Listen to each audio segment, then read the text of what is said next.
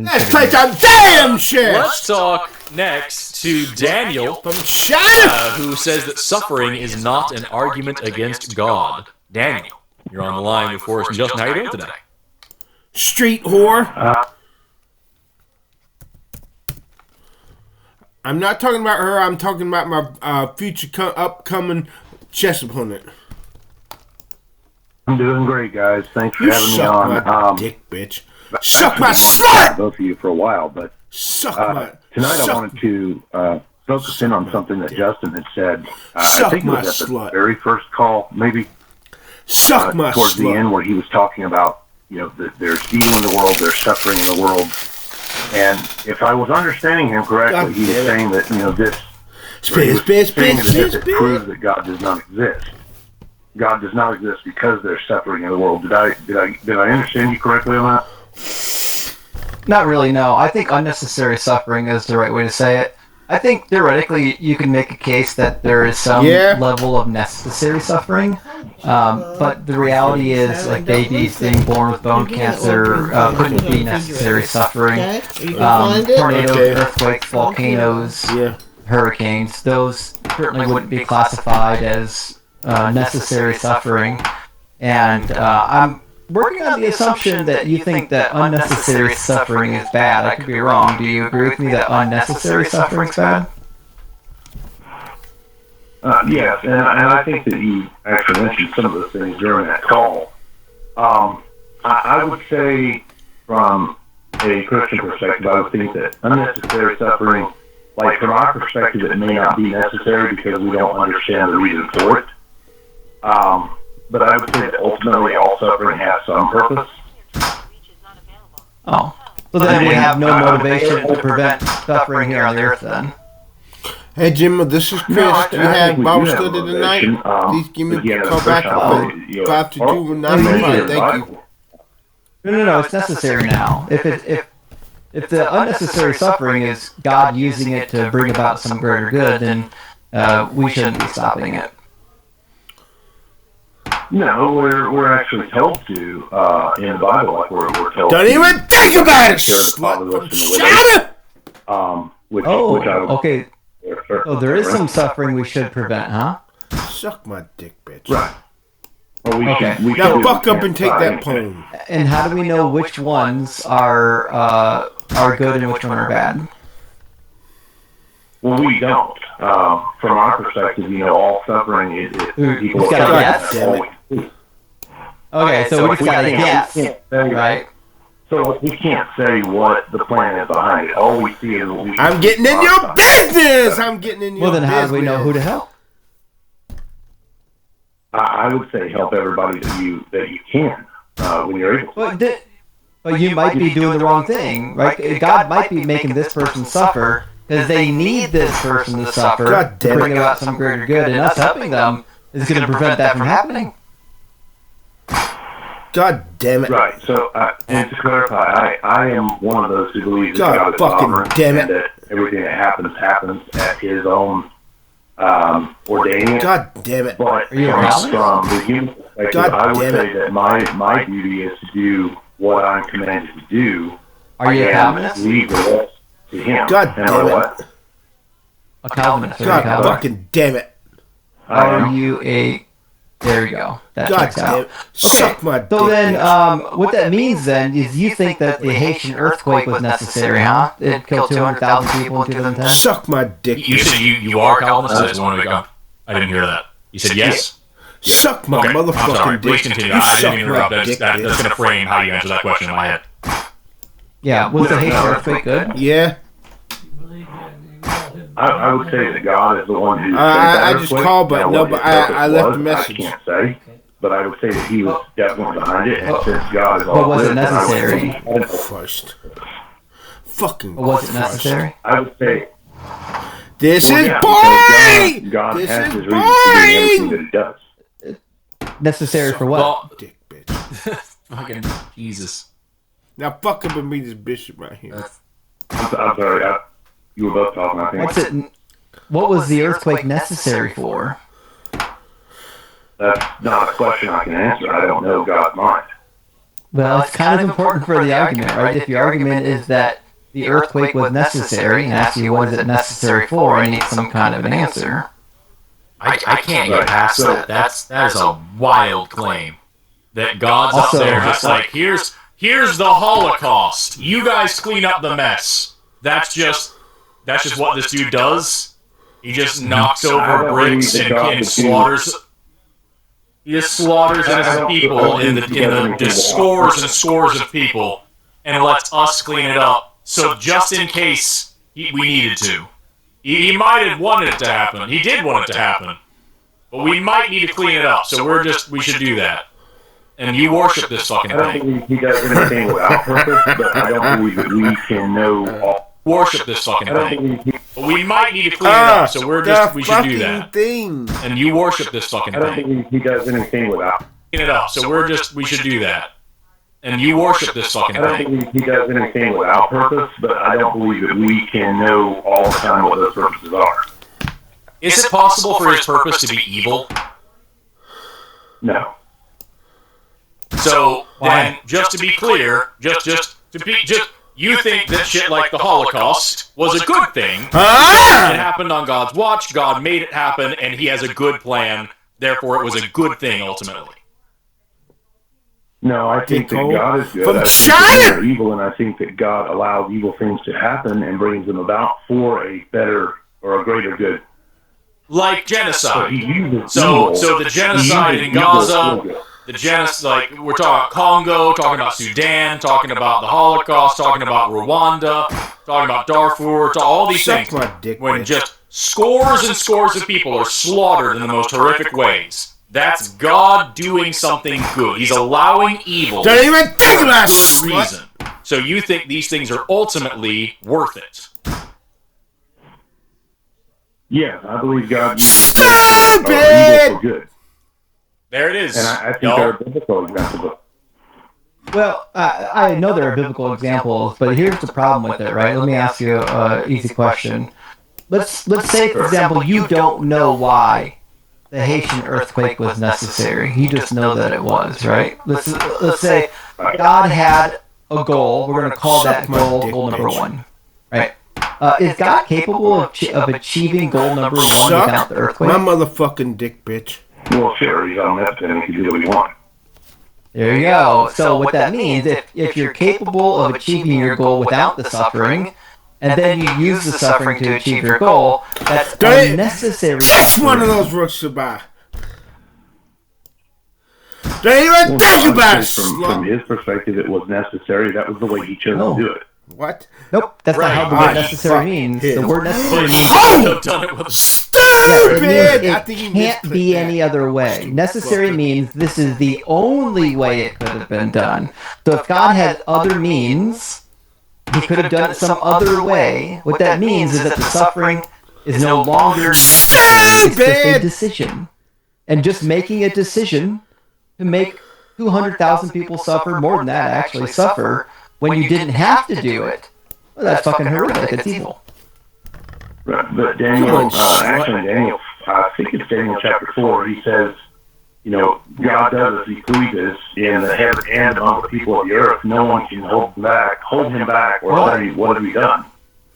What? Right. That doesn't affect the argument. Again, we're right back to the other thing. This is just the argument of might makes right. He's big and strong, and his dick's real large, and therefore he can do anything he wants, no matter how evil, and who are we to question it? That's not how morality works. That's how obedience and tyranny works. And I would expect nothing less from somebody who literally just said the Holocaust was worth it. Well, I would say that God, being the creator, does have the right to do whatever he wants to do. And I think that's fucking sick. It's so here we are at this impasse. Yeah, I just want to be clear, sick. It does have the right to do whatever he wants to do. And I think that's fucking sick. So here we are at this impasse. Yeah, I just want to be clear, you're suggesting, as Forrest said, that the moral framework is might makes right. Is that your framework? Well, my framework is that God is good, and therefore, as creator, everything that he does is good. That doesn't answer my question. You said that he has the right to do it. because he's powerful, right? So that equates to might makes right. I'm powerful enough to do it, and you can't question me, therefore it's right. Yeah, we'll go with that. Okay. So when God said that he's going to have the Babylonian women raped and have their babies' heads smashed against rocks in Isaiah chapter 13, that was like the people who were following the command to do that was doing a good thing. I would say if God, I would have to look that up, to be honest with you, but I would say that if that's the command that was given, then God would be right to do that because he is good. We are not, and we don't deserve it at all. We don't deserve mercy at all. But the fact that he gives mercy, that's why religion's dangerous. I wonder if we can just get to a point where Daniel, where you are as disgusted with yourself as I am with you. We'll get there. I was just curious. Can you just say the sentence? I just want to see if you have the stomach to just say it out loud. Sometimes rape is good. And can you just be very clear about that? Well, yeah, I can be clear about that. Because the view that I take, and this is what I tell a lot of people when they ask questions like that, is that God used the greatest evil ever committed, which was the murder of Stupid! So I don't have a problem. Evil. He used a lesser evil. Good.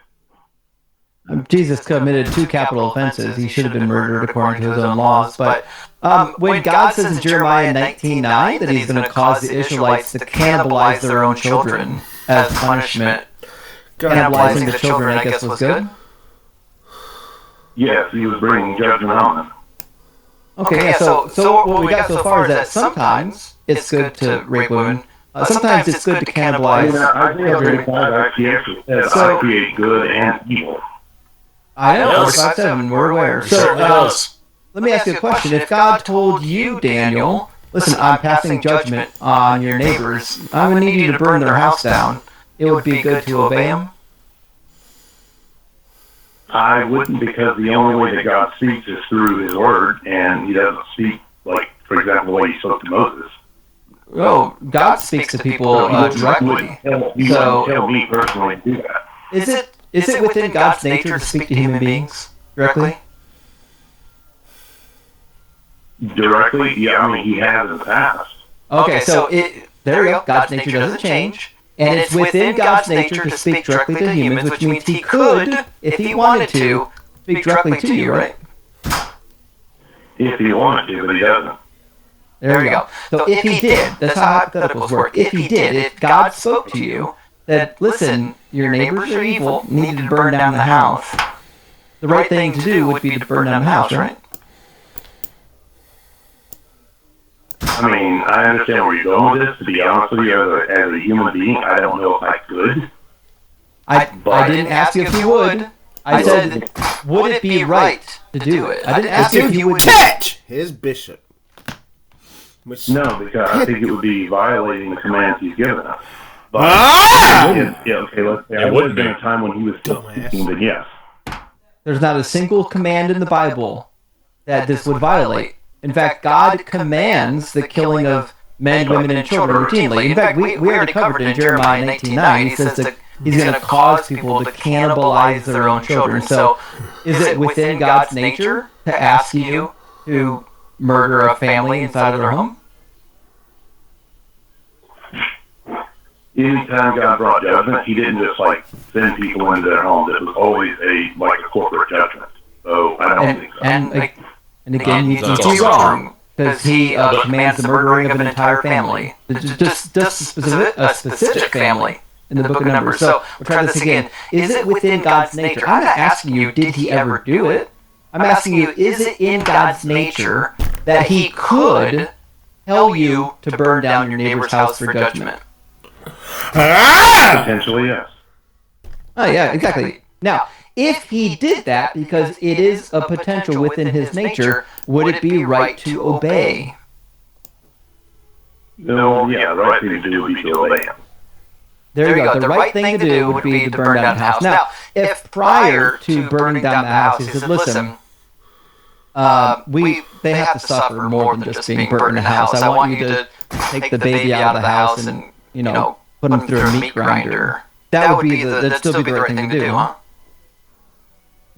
Yes, and I don't believe that would be consistent. Yeah, would be the right thing to do. Yeah. So just to be clear, if God told you to go turn your neighbor's baby into Krabby Patties, that would be the right thing to do. Listen, I'm sold. What a great guy. What a loving religion of peace and love. Fucking, I'll see you next Sunday, folks. I have a fun question that I just want to ask Daniel here. Daniel, we've been engaging with a lot of hypotheticals, and I appreciate that. I want to ask you one more hypothetical, just to see. Interesting. 1 Samuel 15:3. God commands Saul, I believe it was, go and attack the Amalekites, totally destroy all that belongs to them. Do not spare them. Put to death men and women, children and infants, cattle and sheep, animals and donkeys. So God specifically commands, go kill women, children, babies, every single bit of this culture. Do you have a family, Daniel? Yeah. Suck? Okay, so here's the hypothetical. Magic wand is waved, and poof, magically right now, you, Daniel, your wife, your children, all magically are actually Amalekites. You poof back thousands of years ago, and you are now citizens of Amalek. And you're exactly the same as you are right now, just in that time period. Don't even think about it. All your thoughts, all your experiences, everything about you, you just exist in this city today. And God gives this command to Saul. Go wipe out that city, destroy everyone there, men, women, children, babies, everybody. Do you help the Israelites kill your family, or do you hide them? Do you protect your family from the army coming to slaughter your children and you, or do you walk out and say, hey y'all, I'm a Christian, I believe in God, He says kill me and my kids are right here, go kill them. What do you do, Daniel? I'm not sure how that works since the Amalekites didn't believe, but given this scenario that you give, if I were a Christian, then I would do everything that I could to protect my family, but I would also understand that if that happened, it would be judgment, because that was the reason God sent them against it. So you would fight, so just to be clear, you would fight against the will of God to protect your family. Well, the Amalekites didn't serve the same God, but yeah, I mean... No, I'm saying you... Right now, you poof into that city. God didn't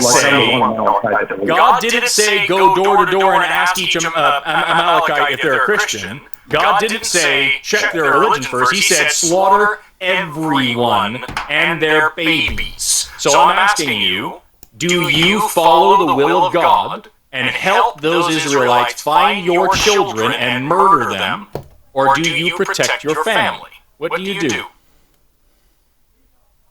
Obedience to God comes before sacrifice, which is actually what God told Saul when he rejected him and punished him for disobeying the command. And so the answer is what? Are you obedient to God and help them kill your family, or do you protect your family and disobey God? In that scenario, I would have to be obedient to God just as the Israelites were. And protect, so you would have your own family slaughtered, just to make sure that God's commandment was fulfilled. His judgment on a very wicked people. See, I think there's a couple of things. I didn't ask what the caveats were, man.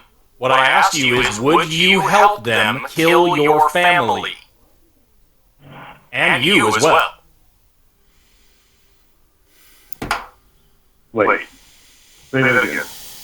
Because you're I'll say exactly what I just said. I didn't ask for the caveats. When you set up the scenario, you said that if I was a non-Amalekite, but I was a believer. Yep.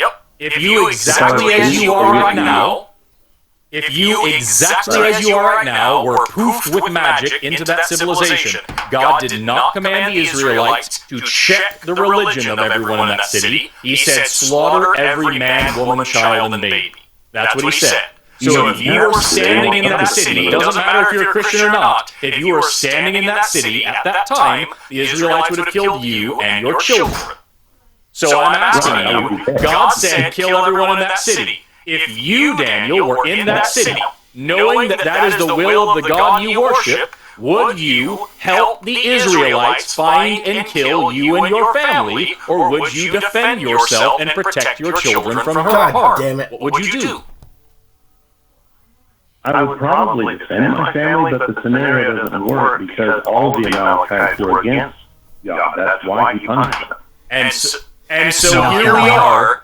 And so here we are. You would defend your family. You would go against the will of God. God said kill everyone in that city. He didn't say kill all the non-Christians. He said kill everyone in that city. You would go against the will of God and protect your family.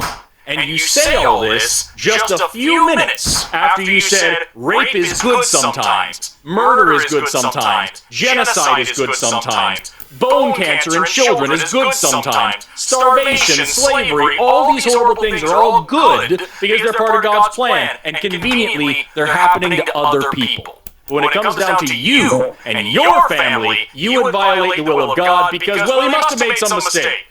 Fuck you, Daniel, and fuck the God you worship. I think there's a distinction between what we see and what God is seeing. I'd like to kick his ass. And your family, you would violate the will of God because, well, he must have made some mistake. Fuck you, Daniel, and violate the will of God because, well, he must have made some mistake. Fuck you, Daniel, and fuck the God you worship. I think there's a distinction between what we see and what God is seeing. Listen to that motherfucker. I didn't say it was good. I said it was evil, but I said God uses evil for good. Yeah, and when it's evil being visited upon you, you have very different rules. Amen. Not at all. My life is suffering as we speak, and we both agree that God has a purpose in it. God damn. So you think it's a good thing that she's suffering? I think that God has a purpose in it. Now, that purpose so far has been to help us to rely and learn to trust Him more. So it's a good thing that she's suffering? Ultimately, yeah, suffering can draw closer to God. So there you go. Help her to be able to talk to other people who are in that position. Could God draw you closer to Him without the suffering? Yes, of course. Okay, so then it's still not necessary. God's still a vindictive asshole. Once again. This is why the argument from unnecessary suffering is so powerful, Daniel. Like I realized, so I was a Christian once. I was a Christian for a long time, right? And I remember when Bart Ehrman had God's Problem? It must have been 15 or 17 years ago. Yeah, but before that book came out, I saw the title of it, I saw the blurb about it, and I thought Bart Ehrman was an idiot. I was still a Christian. I thought he was an idiot. And the reality was, because I never thought through all the intricacies of the suffering arguments. I didn't spend enough time on theodicy. I was the one who was deficient in my thinking. And then finally, long after he published it, I read the book, I was like, oh, fuck, this guy's right. It's really easy to think that suffering's not a problem when you haven't really engaged deeply into the actual arguments. We're only on the surface of the suffering argument, which is typically we're calling it the unnecessary suffering. But like this is a very deep problem, and it's been around for a long time, and it's not going anywhere because it's a good argument. Yeah, I wouldn't say Ehrman's an idiot. I think that he actually challenges me a lot, along with others that I've read. I mean, even listening to you guys, I'm fairly new to the channel, and your page on Facebook, and I find myself being challenged on a lot of things. Like there's a lot of questions I hear asked that I can't immediately answer, which I think is a good thing. But and I just lost my train of thought there. But when you talk about suffering, because you call it evil, we talk about evil and good. Where do you get evil and good, like from a humanistic perspective? Well, to me, like my moral framework is like utilitarian, do the least amount of harm. Right? I believe that harm is inherently bad. So, like for example, it's not hard for me. I can look at somebody suffering. I don't have to worry about whether or not that person should suffer to bring about a greater good. No, if I can prevent them from suffering, I will. It's easy. It's very, very black and white for me. But in the God worldview, you don't have that. In God worldview, you have no idea why somebody's suffering. It could be that you're intervening in God's plan if you help them. For me, it's just anytime if somebody were to say something like rape is good, sometimes I just know that's not a moral person, and that's pretty much all that I need. Yeah. Well, no, when you say I would be interfering by helping that person, like I said, I think at the beginning, I believe that everything happens because God ordained it, which would include me helping that person.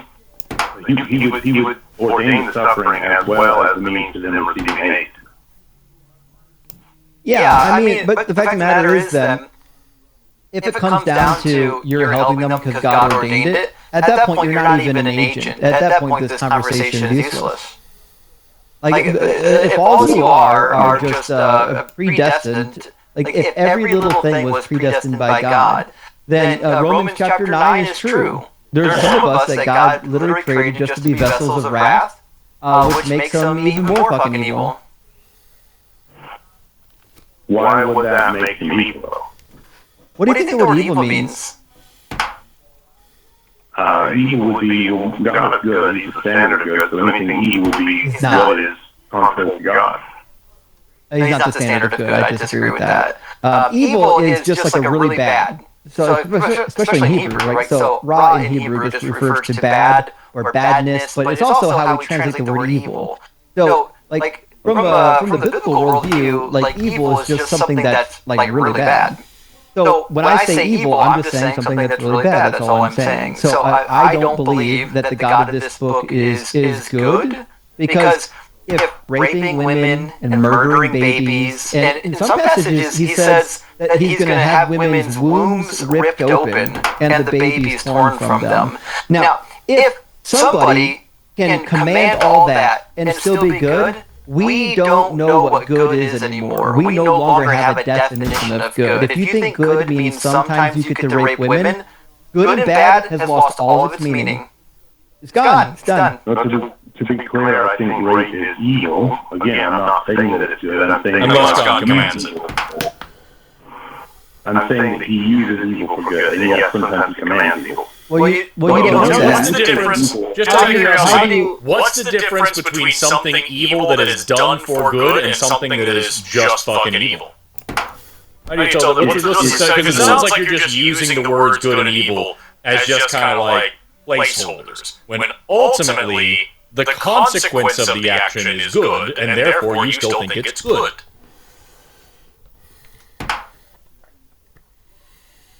Okay, and that may be on me for not saying it well. When you say evil is really bad, something that's really bad, to me it sounds like you're saying the same thing, and maybe that's just my brain not working. How would you define bad? God, if I say how do you define evil, and you just say, well, it's something that's really bad, how do you define bad? Christ. I mean, what makes something bad? Fucking Christ. Well, good and evil, good and bad are subjective terms. And in fact, they're subjective in your worldview. You might not realize it yet. So good is the thing that's like always preferred. Something bad would be the thing that's not preferred, or something that would have some sort of a negative outcome. So in my worldview, they're subjective. But like in your worldview, you don't know if they're objective. In fact, in your worldview, they're not objective. In fact, you think that your God decides what is good and bad. And if that's the case, they're subjective. They're subject to the mind of God. But why would I conclude that God is good? Like, you're just defining God as good?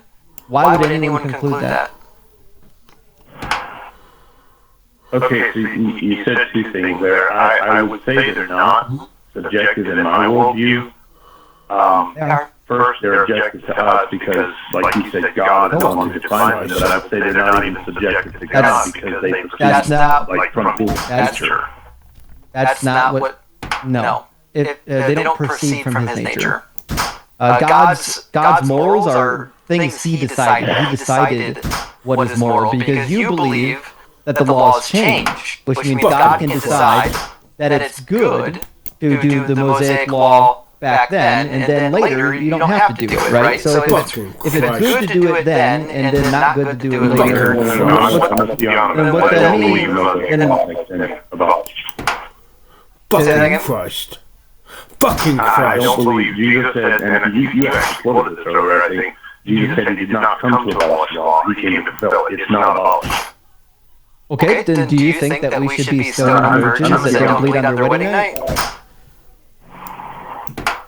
I believe the law of God is the standard, and should be the standard for society. Then do you believe that according to Deuteronomy, according to Deuteronomy 22, if a woman doesn't bleed on her wedding night, should she be stoned?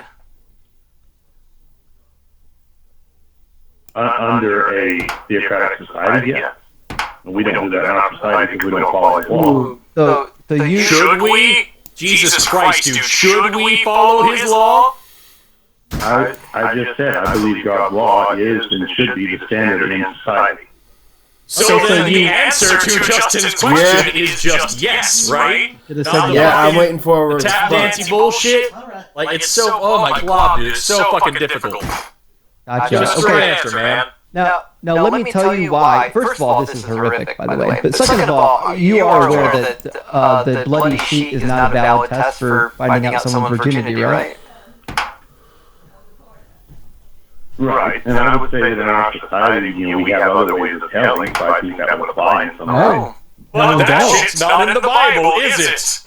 Yeah, not only is it not in the Bible, there is no method. Just to be clear, like, we don't have a method that we can use to test and guarantee somebody is a virgin. Doesn't exist, not even in modern day. Do they not have kits that they can test to see if somebody has sex, like rape kits and stuff? Nope. Recently, you can test for stuff recently, but you can't tell if someone has never had sex before. No. There is no actual virginity test. Usually people are just looking for a hymen. Okay, yeah, I'll grant that.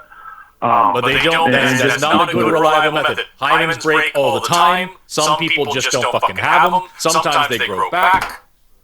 And at the end of the day, it is just another person, usually an old man, inspecting the giblets of a young girl to see if she's fuckable by her new forced husband. That's what it almost always boils down to.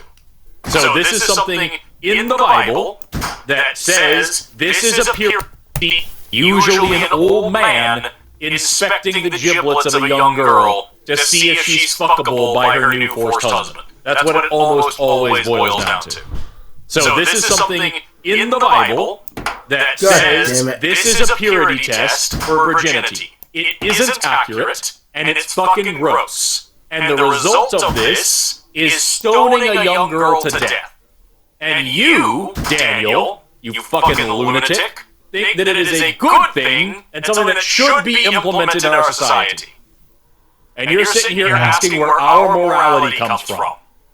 So here's the thing, Daniel. About halfway through this call, I had it in my head. I thought, you know what? It seems like you're a decent guy, but the religion is making you say stupid things. The reality is, at this point, I don't think you're a decent individual. I think that if you would advocate for stoning a woman just because she wasn't a virgin on her wedding night, especially on the evidence that's provided in Deuteronomy 22, I think you're a monster. I think you should be checked out. I think someone should look at your head, and we should dedicate you to science at one point after you pass from this life. I crossed that line when you said that rape is good sometimes. Yeah. Before I go on, do you agree with him that morality is subjective? Like, I don't know your individual view.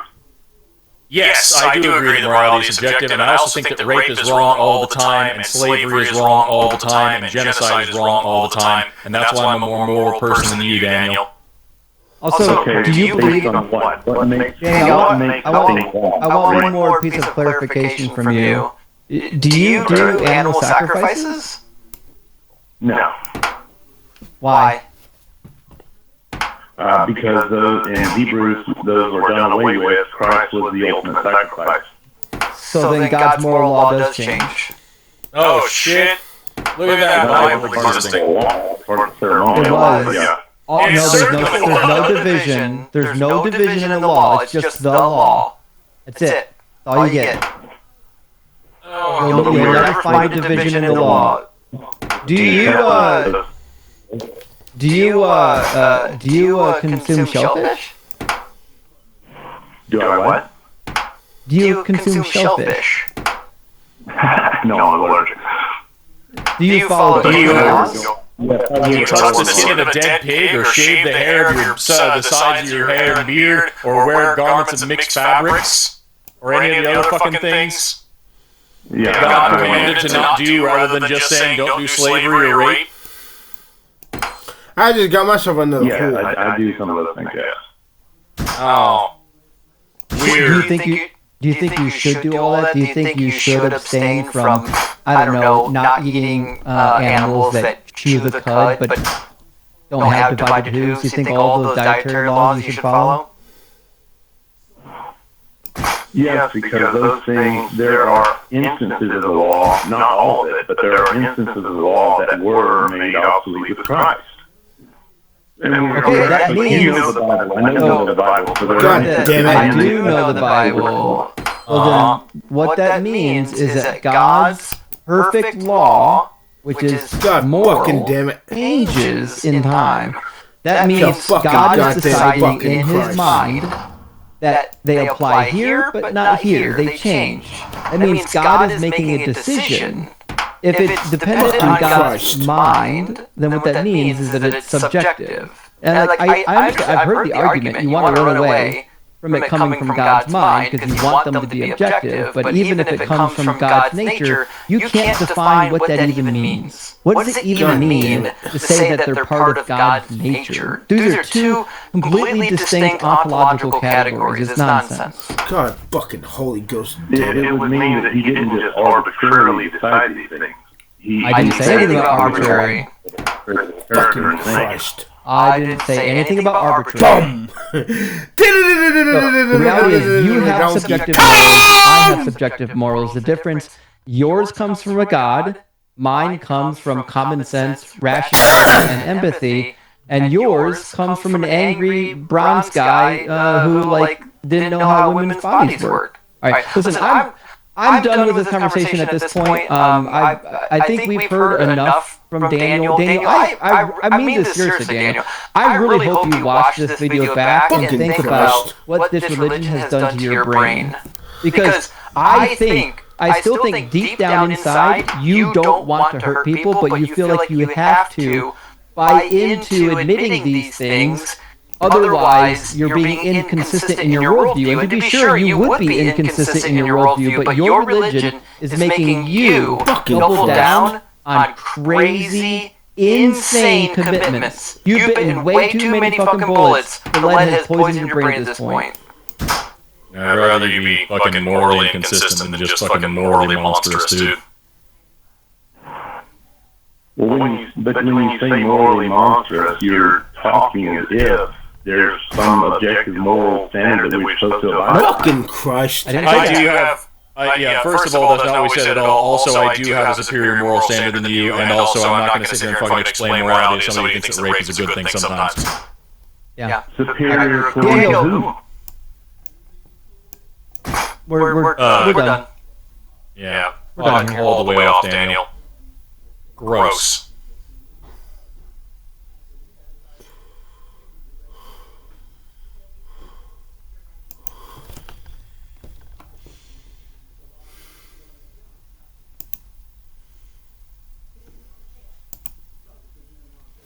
You have been told that the foundation of morality is solid rock.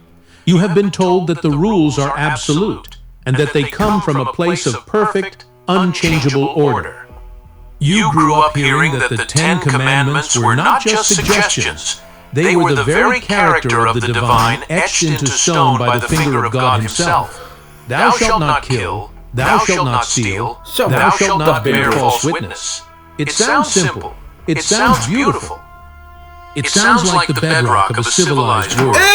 But then, you started reading. You did not just listen to the selected verses in the sermon. You actually opened the book and read the chapters they never preach on Sunday morning. And you felt a crack in the foundation. You saw something that made your stomach turn and your mind race. You saw the lawgiver breaking the law. You saw the architect demolishing the building.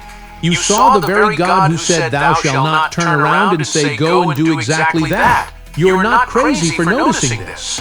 You are not a sinner for asking why the rules apply to you, but apparently do not apply to the entity who wrote them. You are experiencing the same cognitive dissonance that created the most dangerous mind of the 17th century. Today, we are going to walk through the 7 times the biblical text itself shows God shattering the very commandments He gave to Moses. And let me be clear right now, this is not an attack on your faith. This is not an attack on the people who find comfort in these traditions.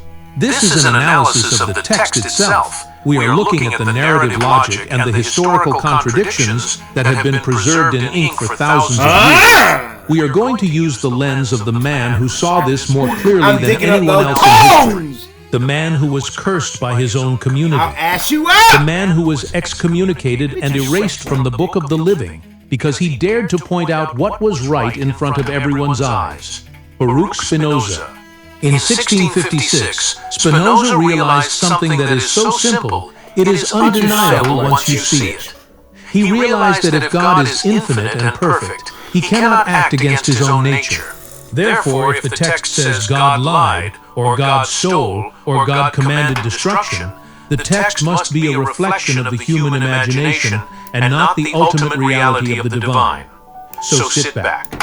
Put aside the apologies and the theological gymnastics you have heard your whole life to excuse these passages. We are going to look at the text, just the text, and we are going to reclaim your right to observe the reality that is staring you in the face. This is not about destroying meaning. It is about validating your sanity. It is about understanding that the confusion you felt was not a lack of understanding, but a surplus of attention. You were paying attention. And today, that attention pays off. Let us begin with the most visual and visceral contradiction of them all. The second commandment. You know this one. It defines the separation between the Creator and the creation. You shall not make for yourself a carved image, or any likeness of anything that is in heaven above, or that is in the earth beneath, or that is in the water under the earth. The command is explicit. It is absolute. No physical representations, no statues, no idols. The logic is that the divine is beyond form, and to reduce the infinite to a statue is to insult its nature. Israel was to be distinct from the nations around them, specifically because they worshipped an invisible God who could not be captured in bronze or gold or wood.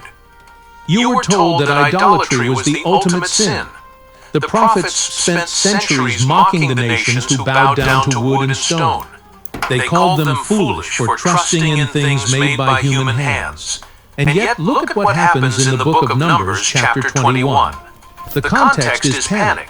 The people are dying. There is a plague of fiery serpents moving through the camp. The people are screaming. They are suffering. They cry out for salvation. And what is the command that comes down from the mountain? What is the instruction given by the same voice that said, "Make no graven images"? The Lord said to Moses, "Make a fiery serpent and set it on a pole." Moses makes a serpent of bronze, a statue, a graven image, a metal representation of a creature on the earth. And the people are told to look at this metal idol to be healed. And think about this. This is not a loophole. This is a direct violation of the second commandment, commanded by the author of the second commandment. Imagine you are an Israelite in that camp. You have been told your entire life that making a statue is a capital offense. You have been told that bowing to or looking to an object for power is the way of the heathen. And now, to save your life, you must violate your conscience. You must look at the bronze snake. Spinoza looked at this, and he did not try to excuse it. He did not say it was a mystery.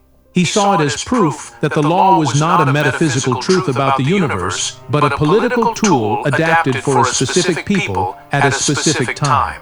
Spinoza argued in the Theological Political Treatise that the prophets perceived revelations according to their own imagination and temperament.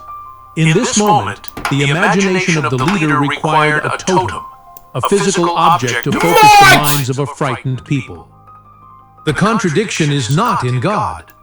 The contradiction is in the text, because the text is a record of human leadership struggling to control a chaotic situation.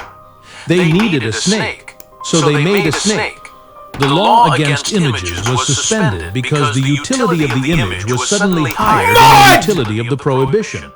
If you ever sat in a service and watched people bow to objects or icons while reading texts that forbid them and felt a twitch of confusion, you were right. You were seeing the seams in the fabric.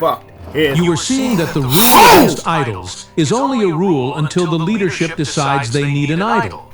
And notice later in the Bible, in 2 Kings, that same bronze serpent has to be destroyed by King Hezekiah because the people are worshiping it. The solution commanded by God became the sin punished by God. It is a perfect circle of contradiction. It reveals that the commandment was never about the nature of reality, but about the control of the narrative.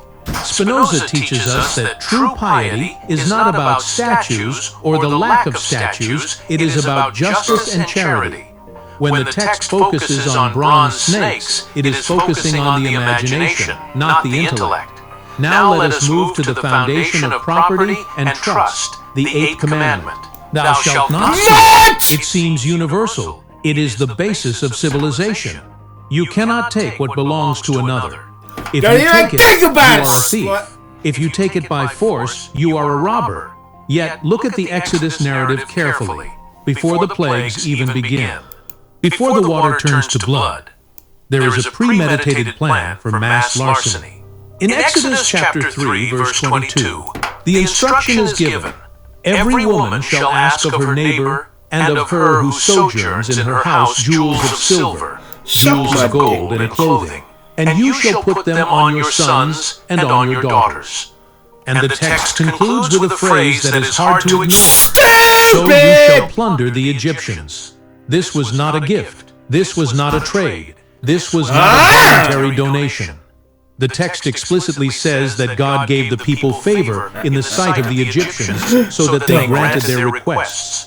This was a supernatural manipulation of the victim to facilitate the stripping of their wealth. Imagine the scene. You are told, "Do not steal." But you're also told that before you leave, you must take everything not nailed down by using social pressure and divine influence. This is state-sanctioned looting, commanded by the moral authority. The apologists will tell you this was back pay for slavery. They will tell you it was reparations. And perhaps morally that is a justifiable argument from a human perspective. We can understand why an oppressed people would feel entitled to the wealth of their oppressors. But legalistically, based on the commandment, it is theft. It is taking property through coercion and deception. Spinoza asks us to look at this not as a moral failure of a deity, but as a narrative device of a nationalist history. Every nation writes its history to justify its wealth. The ancient Hebrews were no different. To claim that the creator of the universe, who owns every star and every atom, needed his people to swindle jewelry from their neighbors is to reduce God to a tribal chieftain raiding the next village. Spinoza refused to worship a tribal chieftain. He insisted on a God that was synonymous with nature itself, eternal and self-sufficient. A God who is the substance of all things does not need to plunder. This story of spoiling the Egyptians is a human story. It is a story of revenge and enrichment attributed to the divine to give it legitimacy. If you have ever wondered why so many religious wars involve looting and seizing territory in the name of God, you have your answer here. The precedent was set early. The commandment says, "Do not steal unless you are on the winning side of a holy narrative." Then you can take the gold and silver and clothing and call it the blessing of the Lord. Spinoza saw this and realized that divine command was often just a stamp of approval for human greed. It is startling because it is so clear. The creator of gold does not need to steal gold. Only men need to steal gold. And when men write stories about God, they often write him with the same pockets they have. This leads us directly into something darker, something that touches the very nature of truth. The ninth commandment, "Thou shalt not bear false witness. Do not lie. Do not deceive." We are told that God is truth. It is impossible for God to lie. This is repeated in the New Testament. It is a cornerstone of theology. If God lies, then reality itself creates a vertigo that we cannot survive. We need to believe that the source of reality is honest. And yet, I want you to open your mind to 1 Kings chapter 22. This is one of the most unsettling passages in the entire Hebrew Bible for the concept of absolute divine honesty. The scene is the throne room of heaven. This is not a metaphor. This is the prophet Micaiah describing a vision. God is sitting on his throne, and all the host of heaven are standing by him. And the Lord says, "Who will entice Ahab that he may go up and fall at Ramoth-Gilead?" God is asking for volunteers to run a deception operation. He wants a king dead, and he wants to trick him into the battle where he will die. The spirits offer various suggestions, but then a spirit comes forward and says, "I will entice him." And the Lord says, "How?" And the spirit says, "I will go out and be a lying spirit in the mouth of all his prophets." Pause. Read that again. A spirit proposes to possess the prophets of the king and force them to speak a lie. And what is God's response? Does he say, "No, I am the God of truth. I cannot sanction deception"? Does he say lying is an abomination? No.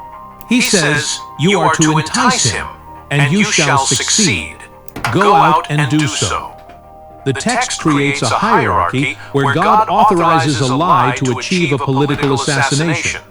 The false witness is not just allowed, it is commissioned. It is strategic.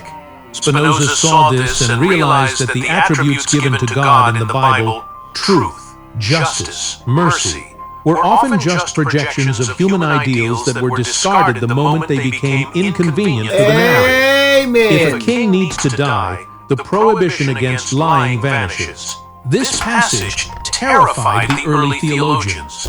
They tried to make the lying spirit Satan. They tried to make it an allegory. But the text is stubborn. It says, "The Lord has put a lying spirit in the mouth of all these your prophets." God is the active agent of the deception. When you read this, did you feel a cold drop in your stomach? That feeling is the realization that the rules are for you, not for the ruler. It is the realization that in the biblical narrative, power supersedes morality.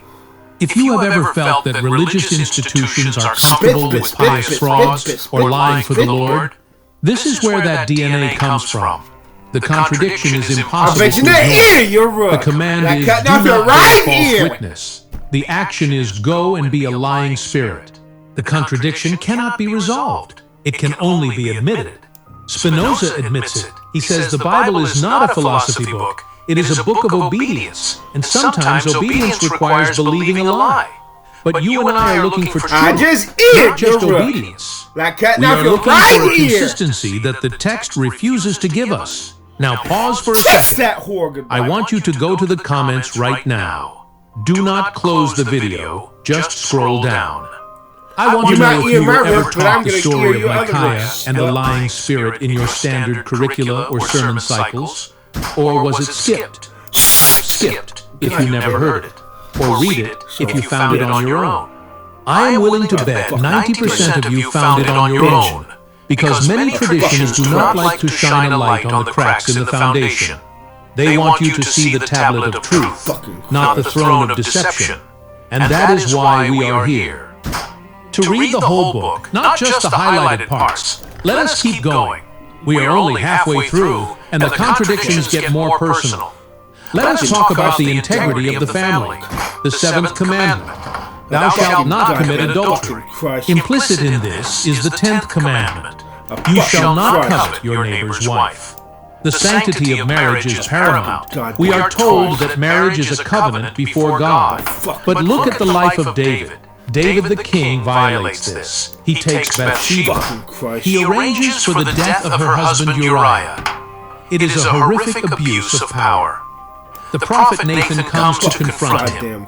And in that confrontation, God speaks through the prophet to remind David of all the blessings he had given him. Listen closely to the list of gifts in 2 Samuel chapter 12. Verse 8. God says, "I gave you your master's house and your master's wives into your arms." God is speaking.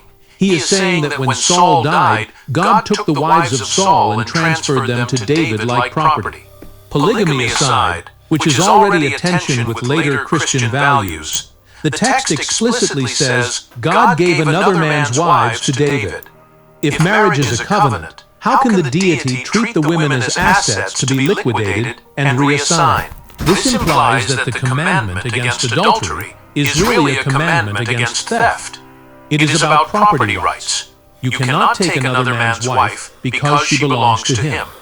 But if the owner dies or is deposed, the great proprietor in the sky can reassign the property to the new favorite. This strips the moral weight from the commandment and reveals it as a civil regulation. Spinoza would argue that we are seeing the social structures of the Iron Age projected onto the cosmos. In the ancient world, kings inherited the harems of their predecessors. It was a sign of legitimacy. It was how you proved you were the new alpha. So the scribes wrote that God gave Saul's wives to David to prove David was the legitimate king. They sacrificed the moral consistency of the deity to establish the political legitimacy of the dynasty. It is political propaganda disguised as theology. And when you see it as propaganda, the shock fades and is replaced by understanding. Of course they wrote it that way. They were men writing for men in a world where women were often treated as currency. But do not tell me that this aligns with the eternal moral law written on the heart. It aligns with the law of conquest. It aligns with the law of the jungle. Spinoza looked at this and saw the human hand writing the divine decree. He saw that the moral law was flexible whenever the king needed a new wife or a new legitimacy. This does not mean marriage isn't sacred to you. It means the text uses marriage as a political poker chip. We have to address the most uncomfortable paradox regarding the nature of God himself. The first commandment. You shall have no other gods before me. Monotheism. There is only one God, and yet the text is haunted by the presence of others. The commandment itself is an admission. It does not say there are no other gods. It says, do not have them before me. It is a demand for loyalty, not a statement of ontology. And then we have the recurring attribute. I am a jealous God. Jealousy is an emotion.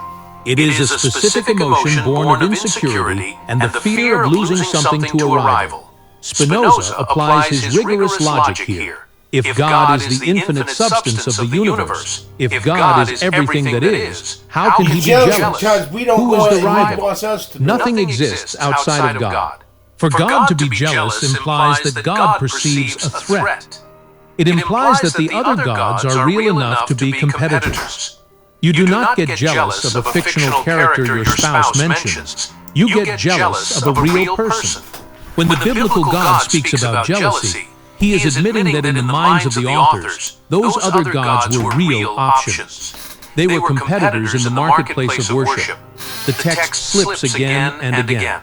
Psalm 82. God has taken his place in the divine council. In the midst of the gods, he holds judgment. The Elohim, the plural gods. He is the head honcho, but he is part of a pantheon.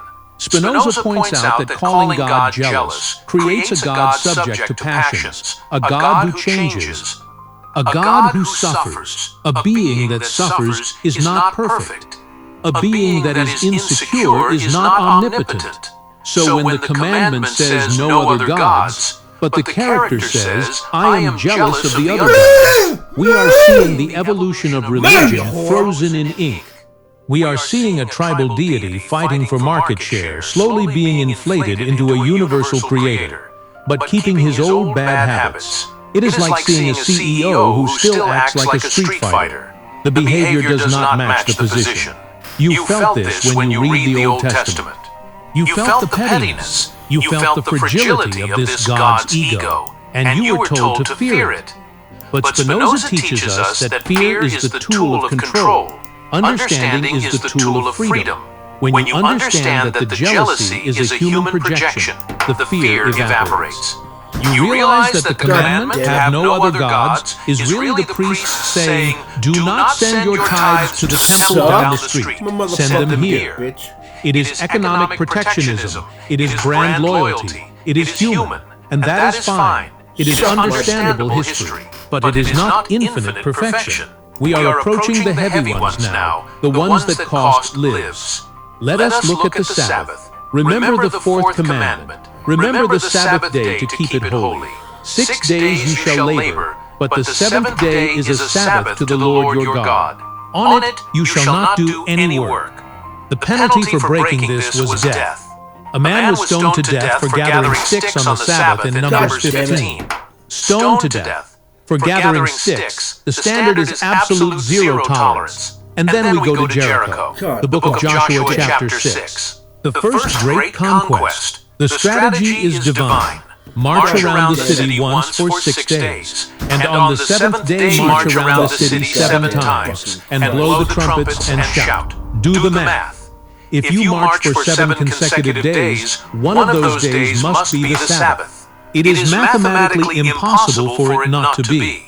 So we have a direct command from God to conduct a military siege, which involves marching, carrying the ark, blowing trumpets, and shouting on the Sabbath. Why was the man gathering sticks executed while the army marching on Jericho was blessed? Because the stick gatherer was acting for himself, but the army was acting for the state's expansion. Once again, the moral absolute is relative to the political goal. If the work is holy war, then the Sabbath does not apply. This is the logic that has allowed religious violence to bypass religious morality for 3,000 years. If you label the violence as God's will, the rules against violence and the rules about holiness are suspended. Spinoza saw this danger clearly. He saw that when religion is coupled with the state will use religion to justify breaking its own laws. The holy day is holy until we need to conquer a city. Then it is just another work day. The hypocrisy is hard to defend. It relies on you not doing the math. It relies on you being so caught up in the story of the walls falling down that you forget the law that was trampled and let them fall. Spinoza asks, is the Sabbath a universal law of nature, or is it a civil ordinance? If it were a law of nature like gravity, it could not be suspended. But because it is suspended for war, we know it is a human law, and human laws are always subject to the whims of human rulers. This is crucial for understanding why religious states often become the most lawless states when it comes to their own dogmas. The dogma is for the citizen, not for the army. And now we arrive at the final and most devastating contradiction, the one that breaks the heart as much as the mind, the sixth commandment, thou shalt not murder. There is no asterisk in the commandment. It does not say, thou shalt not murder unless they are Canaanites. It says, do not murder. And yet, the command to commit total destruction is woven into the very narrative of the conquest. 1 Samuel chapter 15. This is the command given to King Saul regarding the Amalekites. Listen to the words, do not euphemize them. Go and strike Amalek and devote to destruction all that they have. Do not spare them, but kill both man and woman, child and infant, ox and sheep, camel and donkey. The text explicitly lists child and infant as targets. The God who wrote, thou shalt not kill on a tablet is quoted here ordering the slaughter of the innocent. There is no context that makes this moral. There is no apologetic that can sanitize the instruction to target an infant because of the crimes of their ancestors. If a human leader commanded this, we would call him a war criminal.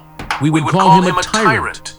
Why do we suspend that judgment when the command is attributed to God? This is where Spinoza's method becomes a rescue mission for your sanity. Spinoza argues that we must interpret the Scripture through the Scripture. We see the commandment, do not murder. We see the command, kill the infant. They cannot both be the nature of the divine. One is the moral intuition of a developing humanity, realizing that life is sacred. The other is the tribal hatred of a people terrified of their enemies, projecting their desire for total security onto their God. The author of Samuel hated the Amalekites. He hated them with a generational fury. And so he wrote a God who hated them too. He wrote a God who commanded what the author desired. This is the ultimate embarrassment, that we have held up a book as a guide to love and morality that contains explicit descriptions of crimes against humanity, presented as divine will. When you read these passages and felt a sickness in your gut, That was not a lack of faith. That was your humanity working. That was your moral compass functioning exactly as it should. The tragedy is that for centuries people were told to suppress that sickness. They were told that obedience required suspending their own moral intuition. They were told that to be good, they had to agree that slaughter was good if God ordered it. Spinoza refused. He refused to believe that God was a contradictory warlord who broke his own laws. He chose to believe that the text was flawed rather than believe that God was cruel. And this same pattern shows up again in Judges with Jephthah. Jephthah makes a vow to sacrifice the first thing that comes out of his house if God gives him victory. His daughter comes out. And the text says he did to her as he had vowed. He carries out a human sacrifice to Yahweh. And the text does not condemn him. It treats it as a tragic but valid fulfillment of a vow. The God who says do not murder accepts a human life as payment for a military victory. This reads like the logic of a Bronze Age warlord, not a universal moral law. Spinoza compels us to ask, who is actually speaking here? Is it the infinite intelligence that designed the laws of physics? Or is it a superstitious general who thinks God needs a transaction of blood to grant victory? The answer is obvious. It is hard to believe we were trained to overlook it. The God of the philosophers, the God of nature, the God of Spinoza does not need transactions. He does not need the death of children. The God of the text, however, seems to crave it whenever the plot demands it. This distinction is vital. It is the difference between worshiping a book and worshiping the truth. The book contains the history of men trying to find God and often finding only their own shadows. The truth is the light that allows you to see the shadow for what it is. Why does this matter?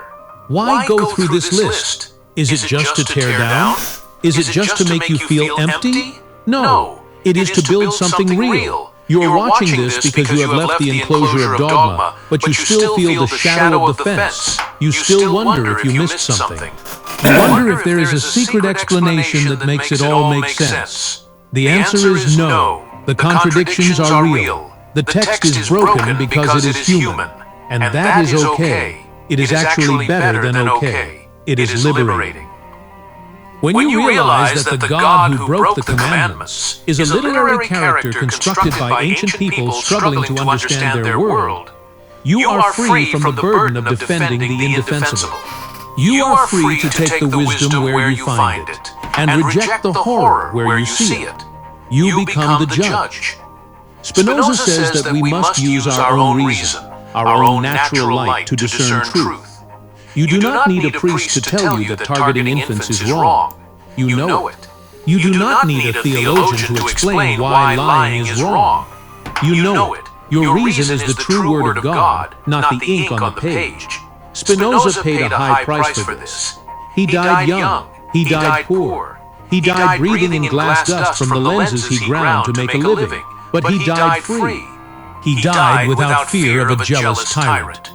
He died knowing that the substance of the universe was not a petty king breaking his own laws, but an infinite, eternal necessity that flows through all things, including him, including you. You have that same freedom. You have the right to look at the text and say, this is inconsistent. You have the right to say, this is hard to defend. And in doing so, you are not stepping away from truth. You are stepping toward it. Spinoza understood that the Bible was a document of its time. He was the father of biblical criticism not because he hated the Bible, but because he wanted to save the concept of God from the contradictions of the text.